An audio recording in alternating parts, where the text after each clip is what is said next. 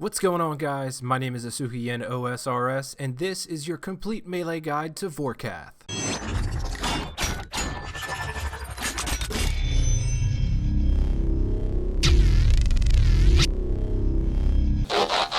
Hey everybody, this guide is going to be short and sweet, so sit back, enjoy, and learn you a thing or two.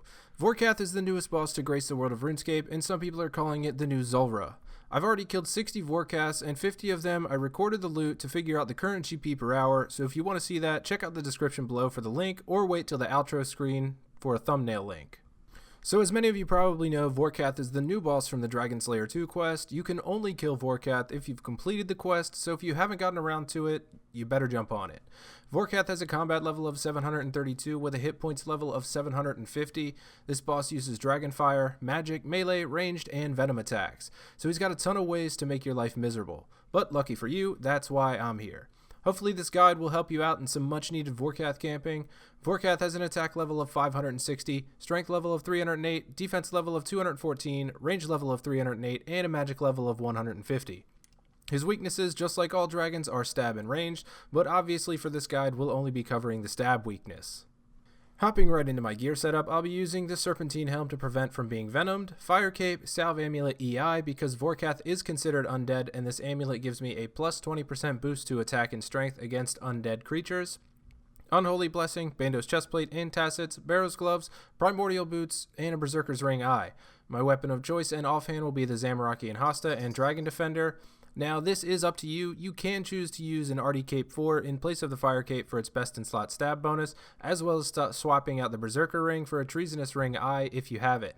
If you don't have an imbued Treasonous Ring, I suggest sticking with the Berserker Ring. In my inventory, you will see a Bandos Godsword Super Combat, Extended Anti-Fire, Prayer Potion, 12 Sharks, 7 Anglerfish, and a Rune Pouch. Vorkath only has a defense level of 214, making the Bandos Godsword a better choice than the Dragon Warhammer. With this setup, I am max combat and I can hit up to 80s with the Bandos Godsword, while the 30% defense decrease from the Dragon Warhammer only lowers the defense by 64. I did test out the Dragon Warhammer here, but I did find that the Bandos Godsword is much more accurate when it comes to special attack accuracy. Not to mention the BGS is about 60 mil cheaper. Food is self-explanatory, obviously you know what that's for, and in the rune pouch I have Dust Runes, Chaos Runes, and Law Runes.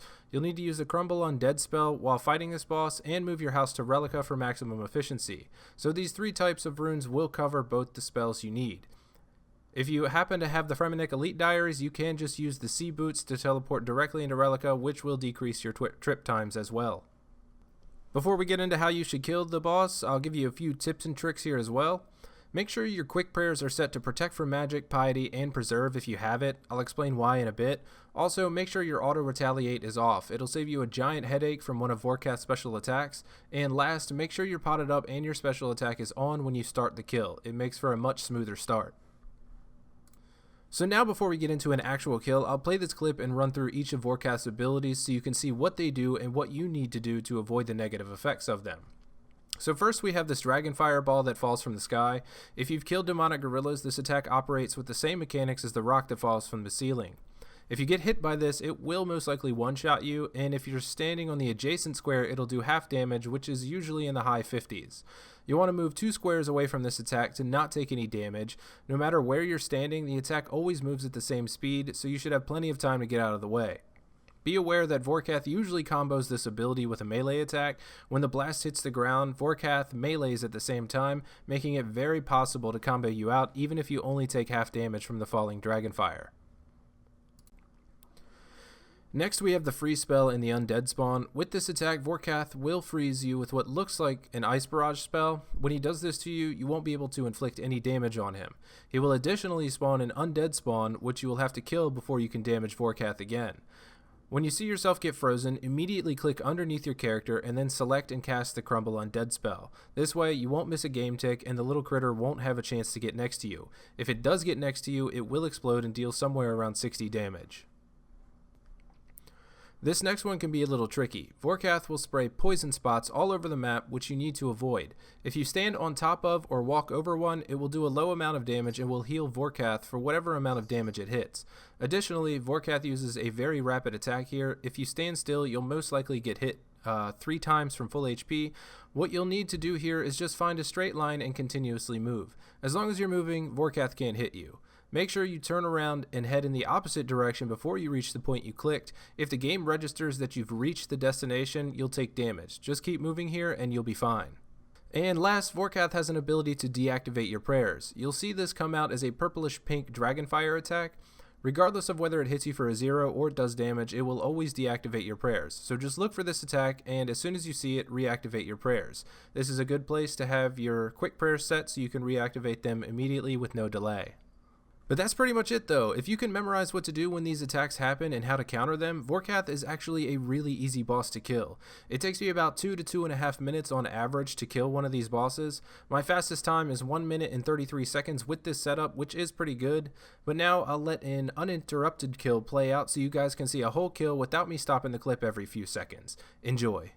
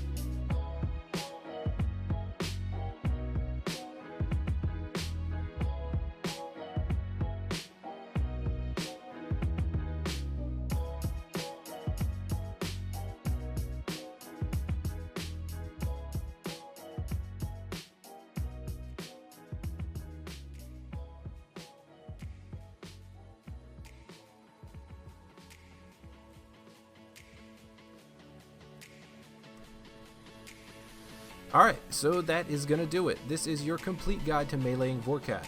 It's not too hard and can be very profitable right now. If you'd like to see just how profitable, check out my 50 Vorkath kill video. You'll find the link in the description or a thumbnail link on the outro of this video. If this video helped you out and you enjoyed it, please leave a thumbs up and maybe a comment down below. And also, if you haven't already, don't forget to tap that subscribe button on your way out. I will see y'all next time. Happy bossing!